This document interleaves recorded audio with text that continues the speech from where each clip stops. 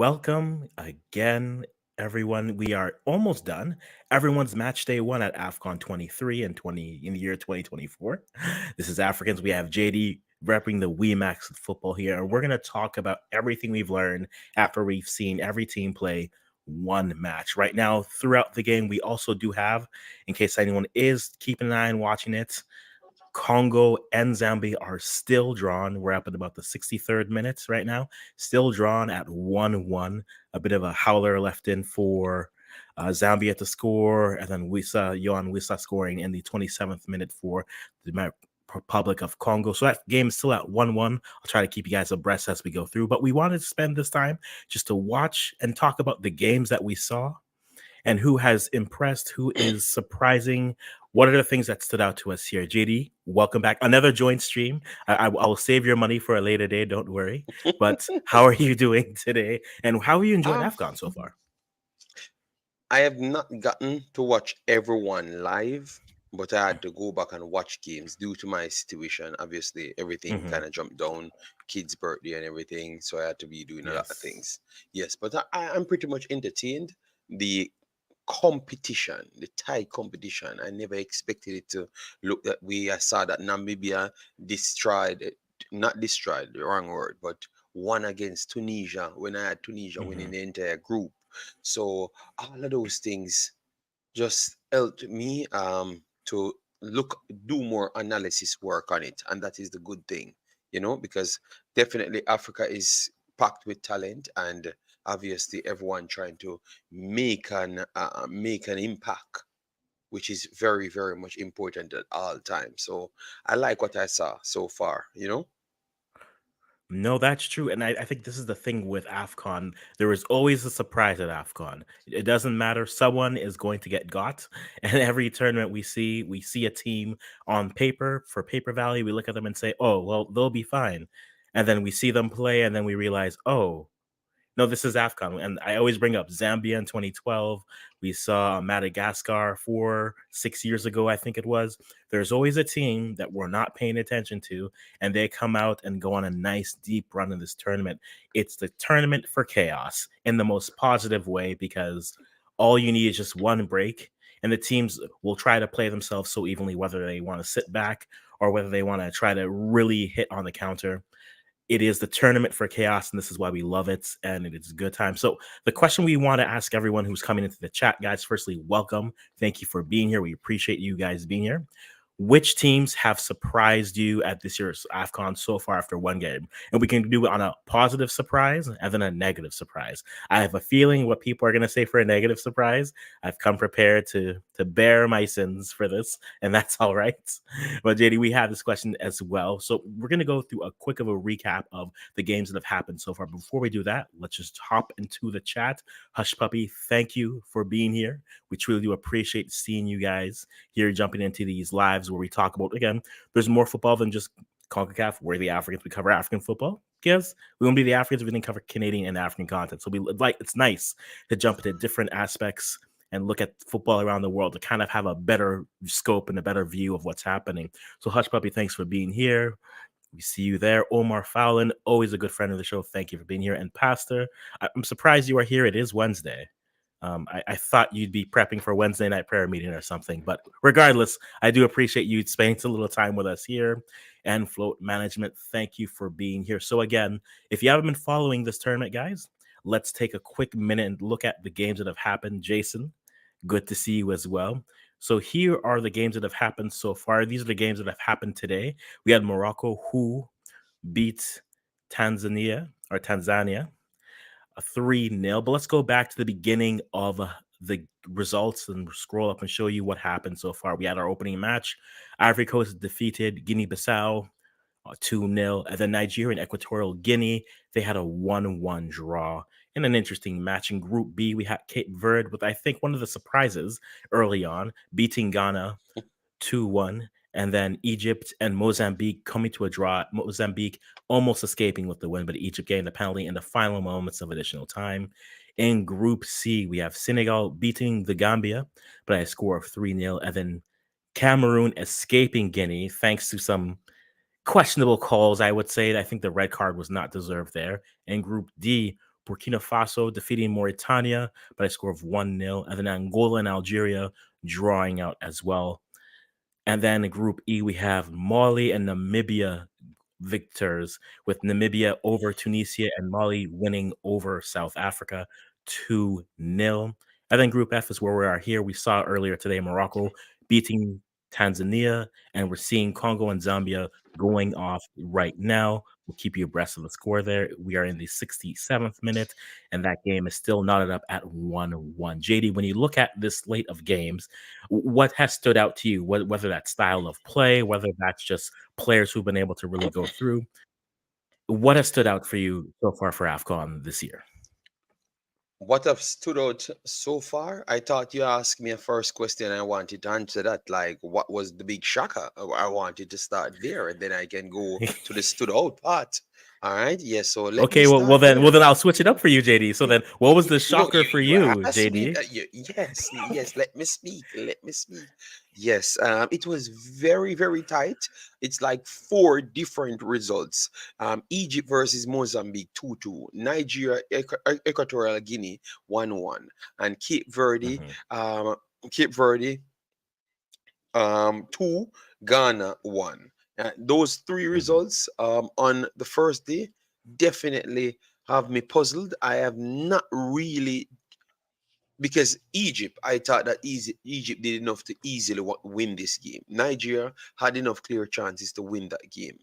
Hmm. Then I'm gonna choose Ghana versus Cape Verde, because I don't think Ghana was the better team overall. So that is the one that shocked me. They were not the better Hmm. team. Ghana looked slightly around 2 points or so better for around 20 minutes in this entire game. All right. So Hmm. the most shocking one was definitely Cape Verde, and Verde completely open this group if they can continue to play and look so convincing. The tactics from the coach, I like it. I like it because he looked, watch what changes they made when they brought in Inaki and those guys, and then soak up that pressure, and then made his adjustments and won it. And I thought that they fully deserved to win it in the end. So that is a shocker for me. What I've learned is the thing that I've known about the African tournament for the longest while. The teams that are technical and has a lot of skills players, it's easier for them to get results. But the Hmm. physical teams that have a lot of skills, good players, it's not easy for them to get results in Africa, because the physically strong players them, and the less technical teams but good players, for some reason they can't just bypass the physicality, and that makes Hmm. all of the results closer, aside from maybe Morocco's style, which is technical but mixed with defensive skill sets, so they can break it down and invite you up the pitch and work from the mid press. Yes, Hmm. so those teams, Morocco, not Morocco, Egypt, they can grind out results a little bit better than Nigeria, Ghana for me. So that's what I've learned, Hmm. and it makes it a much more entertaining tournament overall. I do tend to agree. I will disagree with one say where you say, well, again, we did pre predictions and we did predictions before the week. Hmm. JD, I've been saying this for a while. Cape Verde is the team that I think is they were the team I've been saying for the last two AFCONs. They're the team that you need to watch out for. And finally, 4 years later, after one game, I feel vindicated and justified. You were right. They definitely looked the better team versus Ghana. They controlled the game versus Ghana. the be and it was interesting looking at people again, Ghanaian background. So it hurts me to say this, but Ghana hasn't played well for the longest time. So this result is less surprising for me and more expected. And I think when most people look at this from the outset, they say, well, oh, Ghana losing to a team, but Ghana made the World Cup. Ghana did this. And I'm like, just no, go back and read the pages. Don't read the final results. Read the pages of how they made it. They didn't look good. They've played maybe two good games in the last 2 or so years. Now, the one factor that some people will say is yes, they were missing Kudus. They had no Kudus against a team like Cape Verde, and it showed because they lacked ideas. It really showed against Cape Verde. They lacked ideas in terms of what they want to do creatively wise. And Ransford Yebo, who played in instead of Kudus, number 7, who's been a player I've been hoping that they would give him an opportunity to play at some point.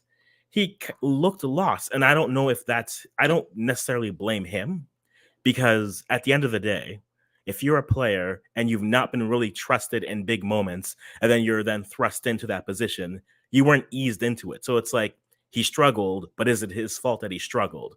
I don't know.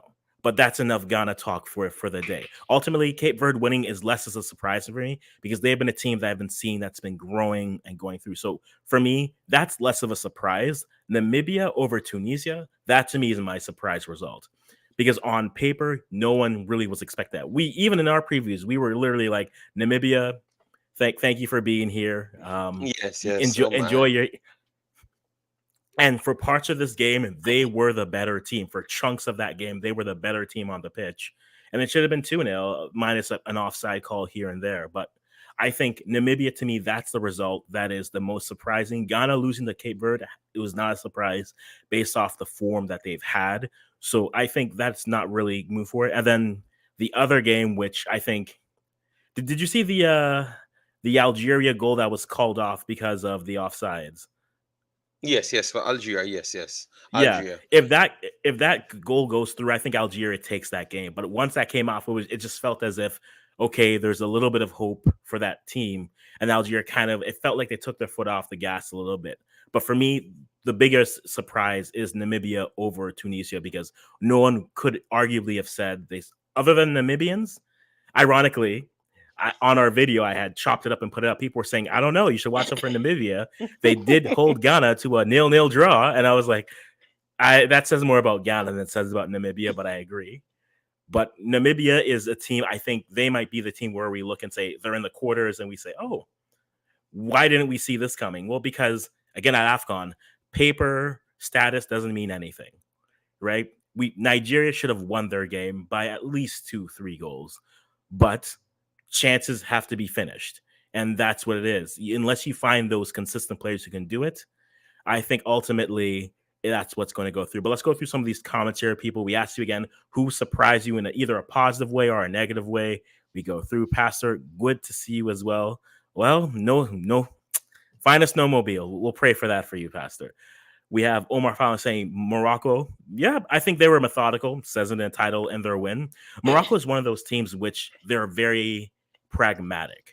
They can play multiple styles, as you alluded to. If they need to sit back and be defensive, they can do so. If they want to play on the ball, they can do so as well. So I think Morocco was built for a tournament because they are adept to different styles and they can adjust to the teams that they are playing. So I think that happens. Jason Gooner comes in and says, Ghana was the shock of the round. At least the other big guns got a draw out of it. This is true.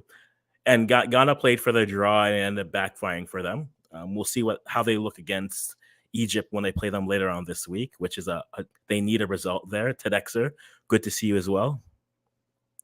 What about Mali? Haven't seen the full game yet. Mali looked good in their game.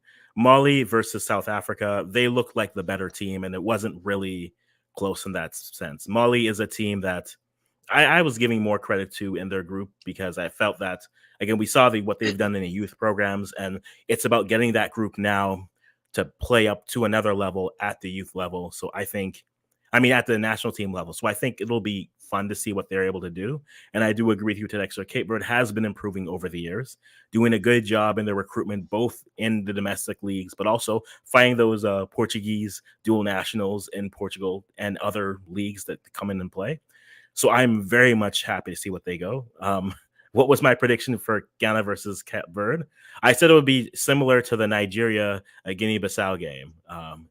It was worse though. So I expected a game where they would get one goal scored, another goal scored, and then that would go through there. But then also, JD, this is what happens when you start a goalie who hasn't played in like a year. I don't know why Richard Ofori started for Ghana when he hasn't played for club. His first game starting was the friendly versus Namibia. And Yeah. a goalie out of that type of form, that's a questionable choice overall. Work too much, Juju. Rich says Richard Stewart. I wouldn't say that. I just say At least with Nigeria, they had ideas they weren't able to convert. With Ghana, they didn't have many ideas. When your center backs continue to lead you in goal scoring, I think that says more about what's happening in your midfielding creation versus your strikers and everything else. And then Unani is class. Wouldn't disagree with there. And then Nigerian men's moves suffer from not finishing their goal scoring chances. That is true and more fouling. In CONCACAF, we call that a Haiti. Because Haiti will have 1,000 chances and then maybe finish one or two. But with that being said, we've seen the results. We've seen teams shocking you there in terms of the big guns, JD, the teams that came in with the profiles, the paper champions. Is there any teams we should be worried about right now from you? I know Nigeria may be one that comes through. Is there a large team or a bigger side team that we think they should worry about how they started off their first games moving forward? I do believe that because I think Egypt will get it together. Getting Hmm. points on the board at the start and cementing your system and work with it is fine for them Hmm. over Nigeria and Ghana. I think the team that even Tunisia, I still believe even though Tunisia lost, they can still work it around and maybe get something out of it. But definitely, I would say Ghana is the team to worry about. Ghana is, I can't see past it, because Ghana now they have to face Ivory Coast. And I am not 100% sure if they are going to beat Ivory Coast or they're going to get a draw. And if they do so, it's going to go down to the final day. You understand me? Hmm. For them to even make is see if they can win the game to go 4 points and see where 4 points take them. And you're not in control over the results. And once you're not in control over results, I tend to not feel as confident. For Nigeria can defeat anyone on any day, but they can lose to Hmm. anyone on any day as well. You get me? Yep. I Yep. don't feel the same way against the same way with Ghana. So I just can know that Ghana not beating certain teams. Mhm. And I think that's where it is, and I think where what Jason says is true here. I think Ghana falls into this category as well. Tunisia should worry because South Africa and Mali look better than Namibia, and Ghana is in big trouble based off of their fixtures as well. I think both those teams needed to at least have a result, whether that was a draw or a win, hopefully. I think where they are now, because Ghana plays now Egypt and then they play Mozambique, and you can't. Mozambique is not going to be an easy walkthrough, especially how they play their second half versus Egypt. Now that could be stylistically the issue, but Ghana they had one opportunity to at least bank some points, and now they don't have. They need to get points and a result. They need a win against Mozambique, and at the very least a draw to guarantee their third place or maybe a second place finish for them. And I think for Tunisia, that's the thing. Namibia was their let's bank a point at least, or at least 3 points. So when you go against South Africa or Mali, then you have a little bit of breathing room and wiggle room. Now for Tunisia, you're playing South Africa, who's going to be a little bit more desperate. Mali, who's going to play more on the front foot as they are. And that leaves them now in a very tight spot in terms of getting a result. So I worry about Tunisia based off of, again, where we have them ranked. I had Ghana finishing third in their group. So this is more so, this is part of the programming. This is where I expected them to struggle and to go through. And having a Kudus back, I think, should help them. But I think for Tunisia, they need now, and Ghana as well, they need to get a result moving forward. Nigeria, I'm not as much worried about because they just have to beat Guinea Bissau. They just need a draw against Ivory Cote d'Ivoire, and then after that, they should, in theory, again, based off of the teams played, it'll be a tough result, but I think they can get a draw against Guinea Bissau at the end. And then even if that's just 3 points, I think that should take them to the next round. It'll be disappointing, but that should take them to the next round. Moving in. And then the other big teams looking Senegal, I'm not worried about them at all. Yes, I Cameroon, got a good win, a good win. mhm, I wouldn't say that red card play a big part in that game because agreed. Gambia had a serious amount of chances. They were a good threat. So that group, I am not ready to write off the entire group because I never had so much faith in Gambia, but based on the trouble Mhm. that I saw them caused, I can tell you that Gambia will give Cameroon trouble, and Gambia is better than Guinea. You understand me? You're So gonna interesting yes, because Gambia is I better would than still Guinea. give. I think Guinea would have beaten Cameroon if not for the red card. I Okay, think they were okay. playing much better than Cameroon. And again, I think the red card changes the dynamic of that game. So I think Guinea to me looks a lot better because now they start the game with 10 players. They don't have to go down to 9 on the pitch. And I think they can plan for that better. I think Guinea on I'm still bullish on Guinea. I think Guinea is the second best group in this, second best team in this group. Then And I think then they we finished can't call the second. group as it then. Then we can't call the group as it. Or Mhm. you think that Senegal will blow everyone out the waters? I think Senegal will get results comfortably. The number will look comfortable, but the game won't be, right? They'll win like a game 2-0, and it'll be like, oh, they won 2-0, but it'll be like one of those a few many chances, but nothing is really going in the 18-yard box. Or it'll be a Nigeria win where it's 1,000 chances, 18 hit the targets, 3 go into the net, and we're all thinking it should have been at least 5. I think Senegal is still the class of Group C. But I think based off the Guinea versus Cameroon, I think Guinea is the next best team in the group, and I think they can Okay. get the result and go through. Well, It's this might yeah, turn up to be the group of that then. Based on how I look how it sets up, this might turn out to be the group of that because I don't think Gambia finished this group without no point. So and I that agree. will cause some problems. I think they are a good Mhm, team. But let's see, still, let's see, guys. Make sure to smash the like button as you come in. Share the video mhm, all around because what we said, we're going to cover the entire tournament and give our takes.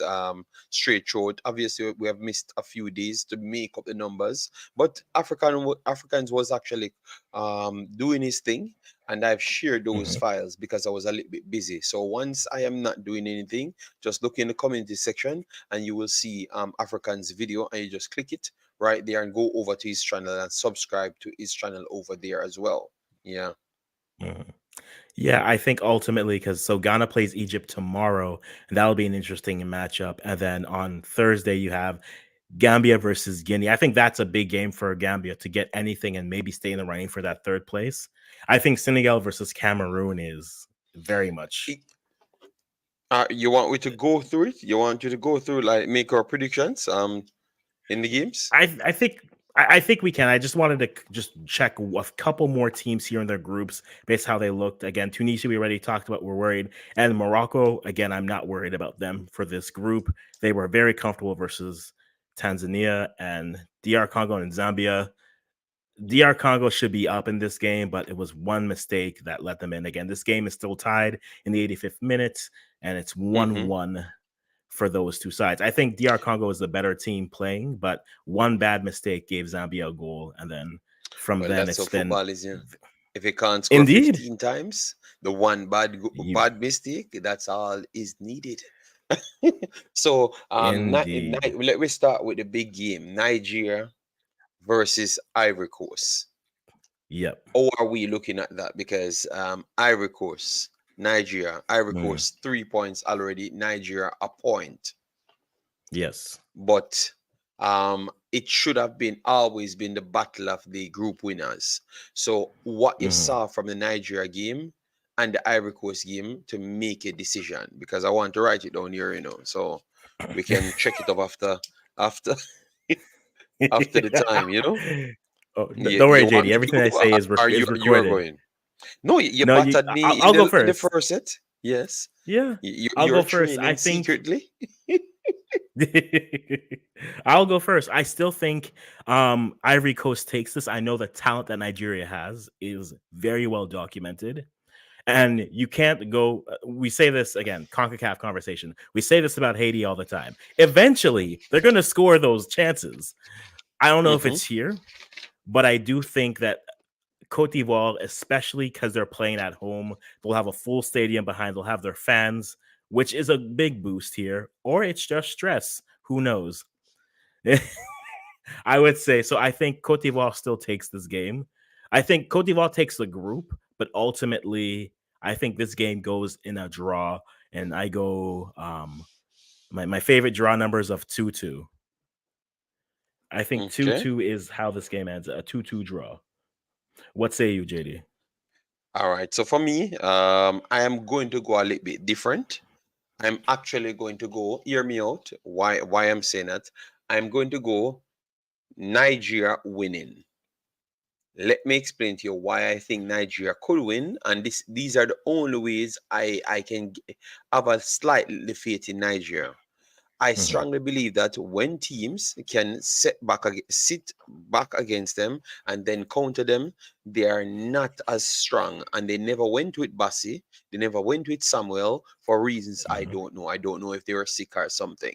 All right. So those are going to return because once they change it in the 80 minutes, 10 more minutes left. So 80 minutes in the game, they made their substitution to bring in a few of the guys, them, especially Bassi. They looked completely different. They could have pressed in the mid block way more. The difference is now mhm, Ivory Coast don't see themselves as a small team. So and they're at home, so they're not going to want to sit back. They're going to try and meet meet Nigeria as much up the pitch. And I truly believe that big teams thrive under those type of pressure when you can come and mhm, meet them at the middle of the park. Osimhen, he can get behind anyone. Chukwueze, the same thing. You understand me? mhm. So I do believe that they have the better outlets, and Bassi can turn up and have a game that he's as good as any defender when he's on his game. It's just the fact that he's not always on his game. Sometimes you just believe that he's just a big not steroids, but a big weightlifter. You know? Easy, easy there, JD. Yes, but I can say I am going to say Nigeria for me. So I went for Mhm. Nigeria, and I'm going to go for, I think, more goals in this one, 3-2. 3-2 I'm going to go Three for. two. Yes, I Okay, wanted to keep it closer to 2-1, but I saw too much people um putting that score line, so I'm not going to go with it. So I'll go with 3-2. fair enough. Fair enough. All right, so let's see some of the predictions coming in for that matchup: Nigeria versus Ivory Coast, which is tomorrow. We got Gunnar going, Jason going, Nigeria 2, Ivory Coast 2. Well, that's fine. Nigeria does need the positive result, which is why even a draw, I think they end up with 5 in this group because then when they play the other Guinea, they'll have a chance to really go through, and then I think that's when the goals come. Here, Lansley has Nigeria 1, Cote d'Ivoire 2, so not bad. Jason throwing some shade at JD, which is fine. Um, again, I don't need a crown, Jason. I'm fine. Warren asked this question, but I'll get to this after. I want to go through these predictions. Warren Reps gives Ivory Coast 2 and the Nigeria 1. And then we are going there. Nigeria will win from Firewall as well. So that's a big game coming up tomorrow. The other game, we have the Guineas, the Guinea Derby going on, Equatorial Guinea versus Guinea Bissau. That game, I'm not. I, out of the two You can teams, you can show I them think some Equatorial respect, yeah. Guinea. I think Yes, Equatorial Guinea I goes think and so. takes I it. think so. Yes. That boost that they got from that game, I think that should Hmm. be good enough. But if they go on and take it and It, ended it up on 4 points, and Nigeria, that would have been tough, you know. It would You have been. see? It would have been indeed. It would have been. I don't expect anything. I expect chaos always. So I think, however this goes, it's going to be a chaotic game, and I'm fine with it. The other big game tomorrow, as we mentioned, is Egypt versus Ghana. Egypt escapes with the draw because if they don't get bailed out by that penalty, they are on 0 points with Ghana. And I look at this game very much more favorably because then Egypt has to play a little bit more with the ball and go aggressive. Egypt has a goal now, so they can play more compact defensively. But Egypt versus Ghana tomorrow, Ghana needs a win. By all reports, it looks like Kudus will be back in the lineup for the game, which now gives them at least an idea, and I think that goes from there. But for you, Egypt versus Ghana tomorrow, who are you looking at? I mean, I think clearly Ghana needs the game more than Egypt, but how do you see this result going through? And it needs the game more, does not translate into winning the game. You understand me? You Oh, have to I show me know. something to say that you're going to win it. What I saw from Ghana, they still had a few changes to make. Clearly, Hmm. I don't know what's up with these coaches leaving out most of the better players them on the bench. For the first game, I'm kind of clueless. I don't know if they have not acclimatized fast enough, but they had enough time before the start of it. So I'm clueless to with what's going on with these coaches. So I would say I think Egypt will want to say that they're coming out to make a statement because they drew the last Hmm. one, and I thought that they overlooked the team, hence why that happened to them. So they expected to come and fight with Ghana, not the other teams. So they are coming Hmm. out to make sure they make a statement in this one, and I have a feeling that they might take a little edge. So I'm going with Egypt taking it 2-1. I see 3 goals, so I'm going to stick with it. I do believe that they can control the game a little bit different. Obviously, Kudos coming back.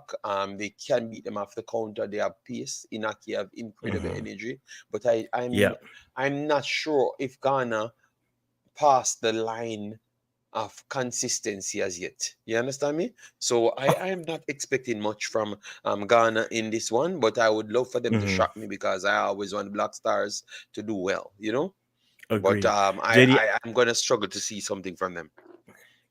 I would disagree. I think this team has been consistent. They've been consistently Bad. bad. That But you know yes, what I meant. You know what I meant. I More on know, the I good know, I know. side, but Positive like the consistency. I ability that agree. yes, yes. Because if you look at most of Ghana's wins leading up to this, they've all been struggle to score, and then 80 to 90 plus additional time minutes, a goal. We all exhale, and then we all have the same conversation that says, "Look, it's good that we got this game, but we need to have a conversation about this." Or the worst case scenario, the Americas tour, where it was just bad. So I think for Ghana, their best case scenario is again a game where they keep it close and they somehow steal it in the end. Their worst case scenario is it's a two. The game ends 2-0 and it wasn't even close. So I think this game ends in a draw because I think a 1-1 draw, but I think it suits them here. I see some results coming in, and I'm actually curious about going to that level just because I think there are many goals that could be had in this matchup, especially when we look at how Mozambique scored their goals against Egypt. They were off the counter, they were off with speed. And if you say, okay, well, if Mozambique was able to do that, do you have a deep lying, can message you, play a ball in to either Kudus or Iñaki, go through? If I was going to make a change for Ghana, I'd say start Bukari over Jordan Ayew, please, because Ayew is a 60-minute player. And that's the one problem with Houghton. Will stick with players a little bit too long. And against Cape Verde, that was a problem. You saw after like the 57th, the 60th minute, you started to see change, and you're like, okay, but you needed more. You needed more changes here because Jordan dropped off. You put Andre Ayew in a pressing position, which isn't the best usage of him even at this age. So I think for them, an up and down game suits their talent, not their playing style. That's a very important thing.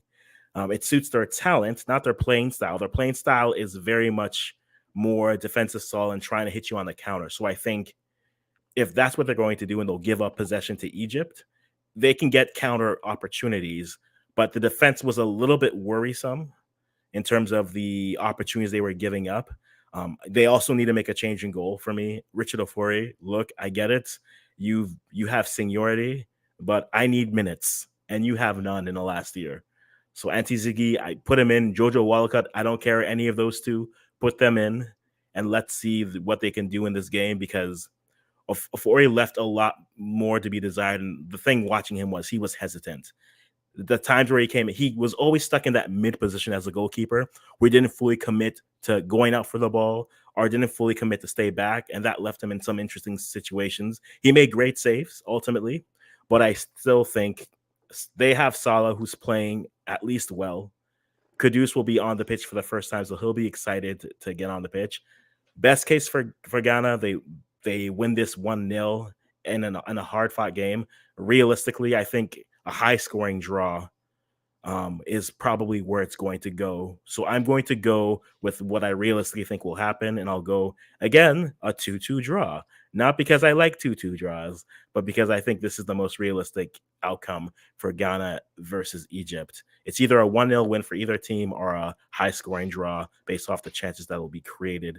And let's hop in to see what everyone's saying there. Linsley Blake giving us again Egypt 2, Ghana 1. I can see it happening. Mr. Warren Webster gives us a 2-2 draw for the game. Jason gives us a 3-3 draw for the game. That I'm much more in there. And then Firewall giving Ghana would be under immense pressure because they can't lose again, yes. And they may not work. And that may work against them by making too many mistakes, unnecessary tackles that could lead to red cards and penalties. A defensive struggle, yeah. If you need a defensive game, that's what Houghton's specialty is. That he doesn't have the players to do it, but that's a specialty for that. But they need to win this game. They need a result in this game.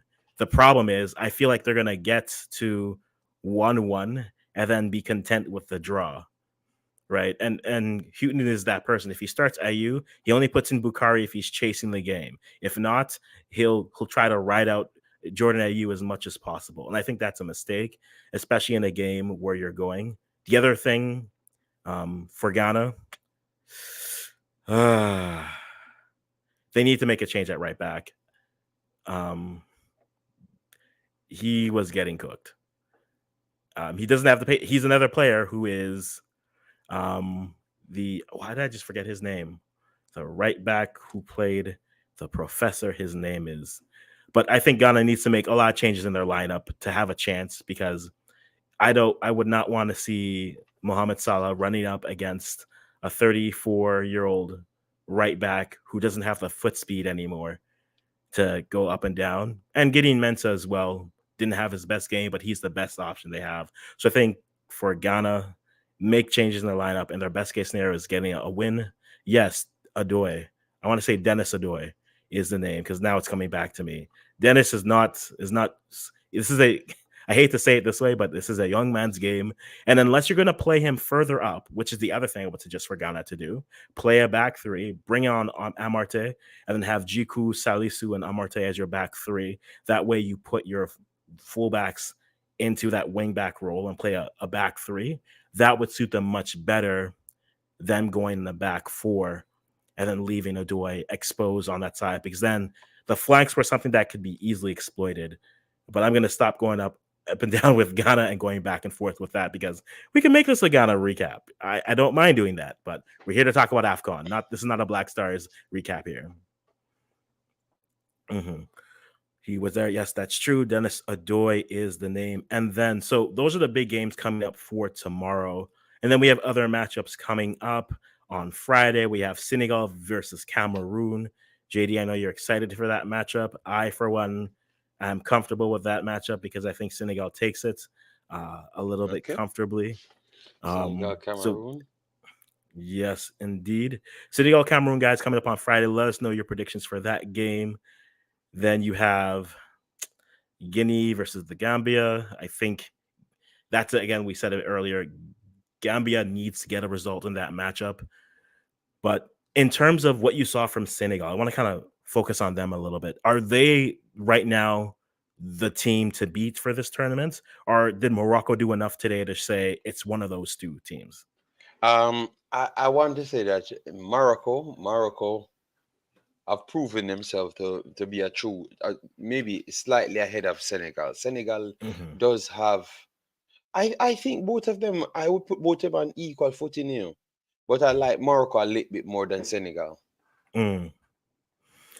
I just I believe think that more, their yeah. extra styles that they do have, Yep. they can switch so easily, and because of this experience of them going to the World Cup and how they had to deal with adversity and got away with it, and also in some of the friendlies that I saw them playing, like the Brazil and stuff, the way they have changed their styles made them a complete different team, and Mm-hmm. that versatility I think give them the edge over Cameroon, over Senegal. But I would say 50-50 at this point. But if Okay. anyone I would go for as more impressed with is would have been Morocco. Okay, and I think that's fair based on what we've seen. Also, to give everyone an update, that game has ended in a draw. So Zambia and DR Congo ended up in a 1-1 draw. Again, goals in the 20s, the 23rd, and the 27th minute. So that is no, so we do all the games, but we'll cover everything else. So I think when it comes to Senegal, on paper they look like, and this I think this is the conversation for me. On paper, Senegal has should looks like the best team in Africa, but based off of recency and what we've seen them done on the stage, Morocco has that experience, and I think in this tournament that experience will prove very important to them because again, you saw them get a result. You saw them basically all get to the semis and had a chance against France going. They had opportunities, they just weren't able to complete and finish them. But I think Morocco's experience, if they do meet, that will prove the difference maker in that matchup. Even though on the pitch and on paper, I think Senegal have the better overall talent. I think Morocco's experience gets them over the edge here and ultimately gets them into that final, depending on who they play there. But I think out of those two teams, I give the slight edge to Morocco, even though Senegal to me is the better team moving in that direction. So I think I would go there. Let's look at some of the comments that we have here. So again, for Senegal versus Cameroon, Jason saying 3-1 for Senegal over Cameroon. We had some questions. Warren was asking, is Osimhen or Salah the best player in Africa? That's not really a question right now. It's Osimhen. Osimhen's the best. Osimhen's the best nine. Uh, you can't the best player. You can't jump to say the best player in Africa right now. I don't think it was man. No, you can't write up Salah like that, man. Salah have actually been better than Osimhen at the start of the season. No. It's Salah I, actually kept Liverpool in this position, at this point, that's fair. So we need to. Why we always deal with the Egyptian king like that, you know? Um, it's that sub-Saharan bias I have.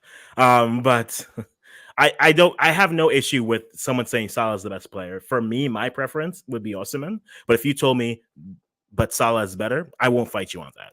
Truthfully, the conversations with those two right now, I think when it comes to what's your time frame, right? Because for people who will say Osimhen will say, well, the year he had last year makes him the best player, and then someone will say, well, the year that uh, the career that he's had is arguably Salah may be the best African player to play in the Premier League, and that's not even a far fetch Salah might just be the best African player ever, in like just Europe. ever. In period, he might be. In football, yes, we need to start put some respect on his name, But we're talking about current form, so it could have Yes. been Osimhen, or it could have been Salah.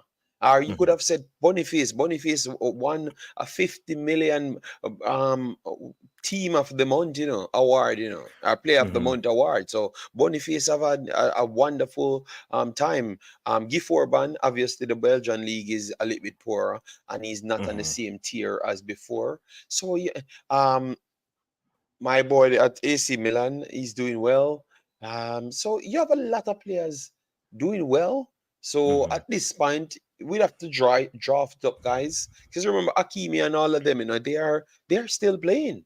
So we're Yeah. acting like they're not playing. So to jump to say who is the best African player at this point and preference, like preferred a forward, is too. It's too easy to just prefer forward. I think we have to go through that and bring it for the next segment. We have to go through that and bring for the next segment, and we give a I agree. proper detail as to Yeah. why we went that way. No, and I think that the best way to answer the question is what is the criteria? Because again, from everyone will have their own preference, right? Just like Hmm. someone will say Neymar was better than Ronaldinho, and it's their preference. It may not be right to someone else, but it's their preference. So I think ultimately, what is the criteria if we set up? It's the same conversation, JD, we have we would always have when we'd say what do we see as world class, right? You have world class Mm-hmm. as a definition. My world class definition is very strict and rigid because I don't like participation trophies. I just like to know there's a creme de la creme and we move from there. But onto that conversation we have. Senegal didn't play their full match. Umzo says Salah. Salah's the One best. second. Yeah. But Umzo, all I was actually saying, Umzo, is who is the best current player. So it Whose doesn't form have is to the be an best? overall better player because Salah would have been better than Osimhen every single day if you're gonna pick the better player because Salah have been doing it way longer than Osimhen. You understand me? Mm-hmm. So you can't use longevity to decide who is the best current player. It's current Mm-hmm. form or the season. You understand me? Not the overall career, because it would have been only one player if it's the overall career. So that's all we're saying. So I'm just saying Boniface is in the conversation if you're going to use current form. You cannot take a man out that's pretty much winning every single month's best player. You understand me? And Osimhen Mm-hmm. and Salah never won it. Obviously, the English Premier League is more competitive, so it's harder for Salah to win it every single month. That is true. That is definitely true. But the conversation can be had of right there. That's all I'm saying. That's Mm-hmm. all I'm saying. So I'm not Yep. beating anything. I'm just saying let we put some Yeah. respect on the Egyptian king, but it's a deeper conversation. So what we're gonna do, we're gonna keeping stats. I love the fact that this is the first show and people turning up. So once we keep on doing more post matches, people will start coming up because sometimes we need to move away from just building a Jamaica video and just a bill of vibes. I don't think it helps your sanity. Mm-hmm. Yes, maybe helps Uh, Jason and those guys. Yeah, but it don't help any other human mm-hmm. being. True. Judgmental deity saying that Onana makes everyone's the man of the match for the opposing team. I saw that compilation. I was like, man, leave the man alone. But also, it is slightly funny. I won't disagree here. Warren just peppering us with questions, and it's like, this is how we get derailed. So I'm gonna go back to the question I avoided right now because we're talking AFCON, and then again we've talked about the teams that have impressed. Things you are if you guys want to rewatch, go in. This question, Warren asked this earlier in the chat. I want to go back to this. I believe an African country can win the World Cup. Who do you think has the best chance to be the first to do so? The Um, first to do so. The best young team that I saw in it, that's gonna be tough. I think you still need an extra game to really decide. I mhm, I, I don't think it's fair to jump to. I can't answer that one. No, I have to do a little bit more research mhm. on that one before. I I would say if there's a team to keep an eye on for, um, if there's a team in the next 4 years who can have, I think the Dark better question horse. is, yeah, if there's which team can recreate that Morocco run, not stylistically, but lengthwise, who can make a semifinal, maybe in the next couple World Cups. And if I'm gonna put money on a team that we're not talking about, I would say Mali. Mali. I know you're gonna go for Mali. I Yeah. think what Mali has an opportunity where they can transition a lot of their youth players in. And the best thing about a young team is they don't know any better. So they'll just go and play, right? Some of them may be starstruck, but then at the same time they'll say, "Cool, I'm on this pitch too."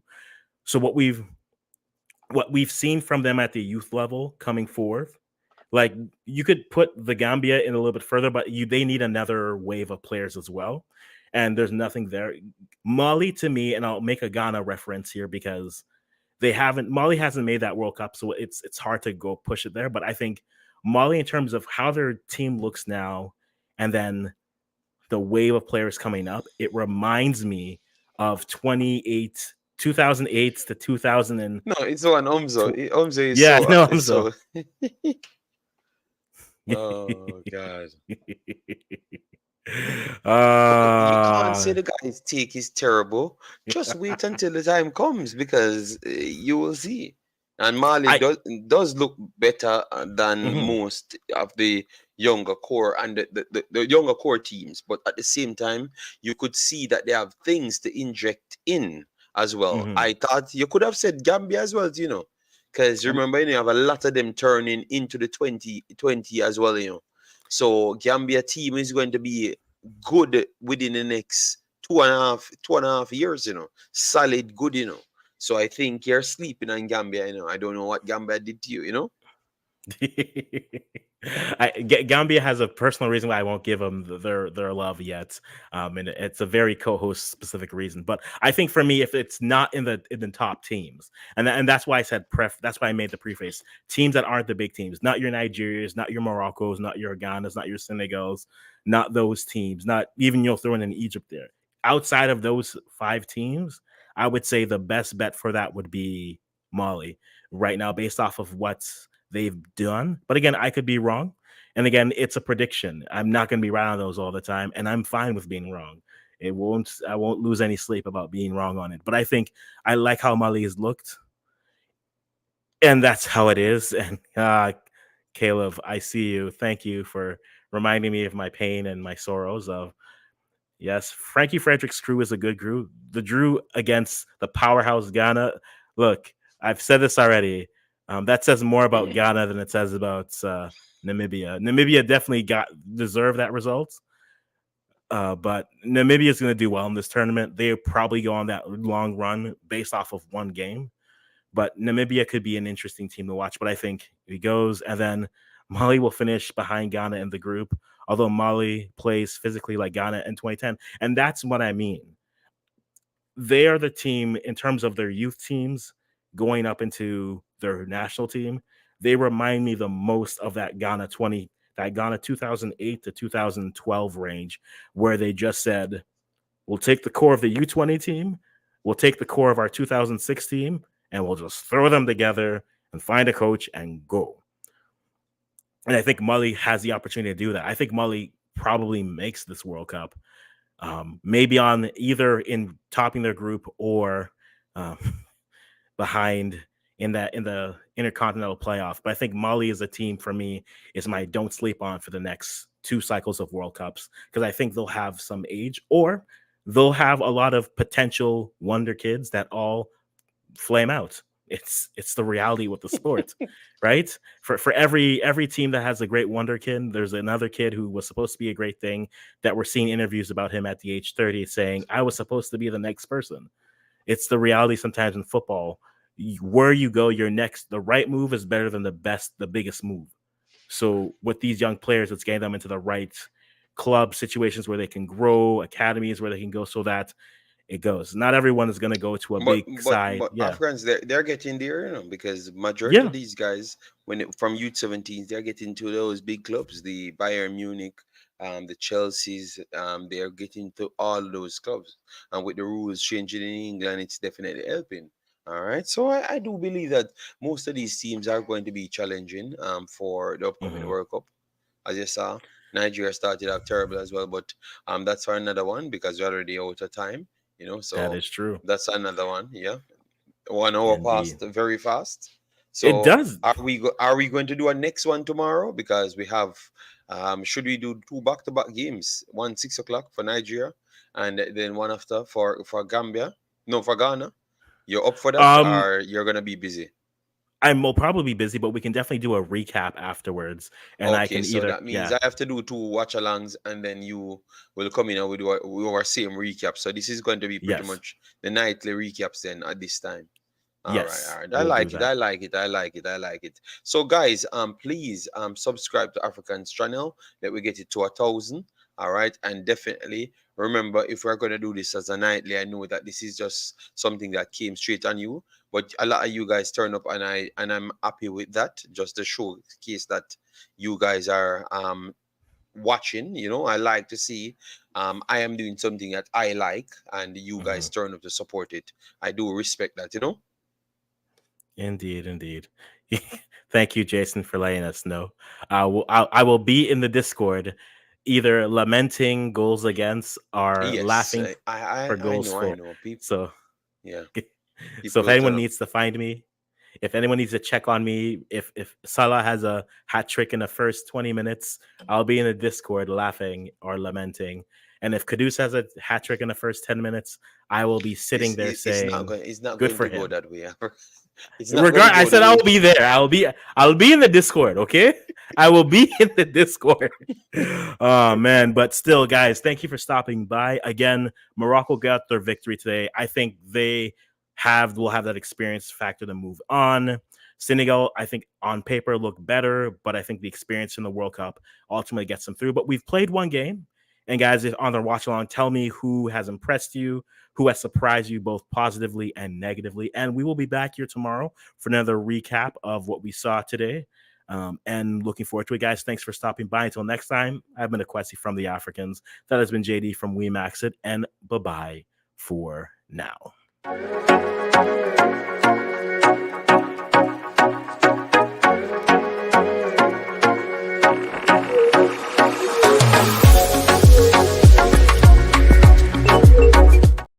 Africans, the